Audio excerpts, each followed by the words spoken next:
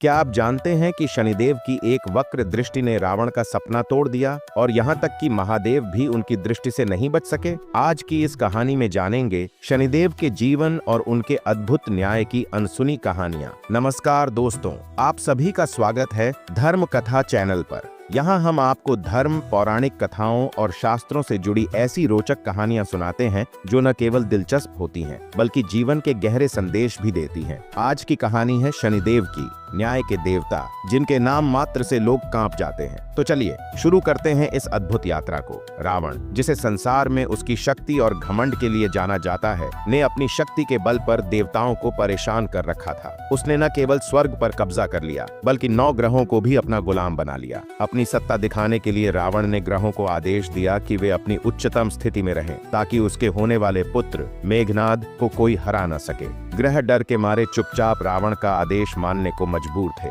लेकिन शनिदेव, जो न्यायप्रिय और साहसी थे, उन्होंने इस अन्याय को स्वीकार नहीं किया। जब मेघनाद का जन्म होने वाला था, शनिदेव ने अचानक अपनी स्थिति बदल दी। इस एक छोटे से परिवर्तन ने मेघनाद की दीर्घायु को नष्ट कर दिया। यही वजह थी कि मेघनाद, जो रावण का सबसे बड़ा गर्व था, लक्ष्मण के हाथों मारा गया। पौराणिक कथाओं के अनुसार शनिदेव भगवान सूर्य और उनकी पत्नी छाया के पुत्र हैं। उनकी मां छाया ने भगवान शिव की कठिन तपस्या की थी और इसी तपस्या के कारण शनिदेव को गर्भ में ही अद्भुत शक्तियां मिल गईं। जब शनिदेव का जन्म हुआ तो उनका रंग श्याम था। भगवान सूर्य, जो तेजस्वी और उज्जवल हैं, ने जब अपने पुत्र का यह रूप देखा तो उन्हें विश्वास नहीं हुआ। उन्होंने अपनी पत्नी छाया पर भी शक किया। पिता के इस व्यवहार से शनिदेव के मन में गुस्सा भर गया।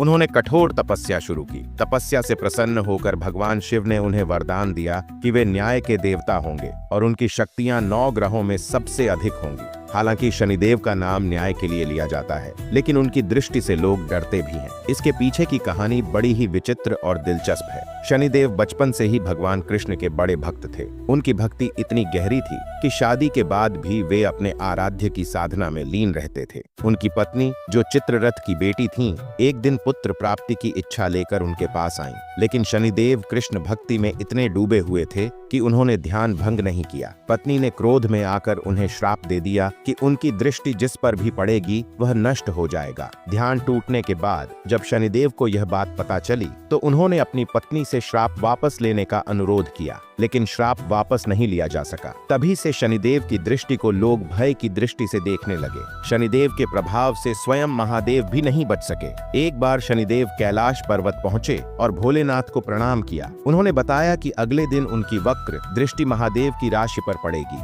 महादेव ने सोचा कि शनिदेव की दृष्टि से बचने का उपाय किया जाए। अगले दिन वे पृथ्वी पर हाथी का रूप लेकर भटकने लगे, लेकिन जब शाम हुई और उनकी राशि से शनिदेव का प्रभाव खत्म हुआ तो वे कैलाश लौट आए। जब वे कैलाश पहुंचे तो उन्होंने देखा कि शनिदेव पहले से वहां मौजूद हैं। महादेव ने आश्चर्य से पूछा, आपकी दृष्टि का मुंह पर तो कोई प्रभाव ही नहीं पड़ा। इस पर शनिदेव मुस्कुराए और बोले, भोलेनाथ, मेरी वक्र दृष्टि ने आपको देव योनि से पशु योनि में रहने पर मजबूर कर दिया। यही मेरी दृष्टि का प्रभाव है। महादेव ने मुस्कुराते हुए शनिदेव को आशीर्वाद दिया। दोस्तों, शनिदेव केवल डरने के लिए नहीं है, वे हमारे कर्मों के फल का न्याय करते हैं। अगर हम अच्छे कर्म करेंगे तो शनिदेव का आशीर्वाद हमें सुख, समृद्धि और सफलता देगा। अगर आपको यह कहानी पसंद आई हो तो धर्म कथा चैनल को सब्सक्राइब जरूर करें। अगली बार एक और रोचक कहानी लेकर मिलेंगे। तब तक के लिए जय श्री शनिदेव।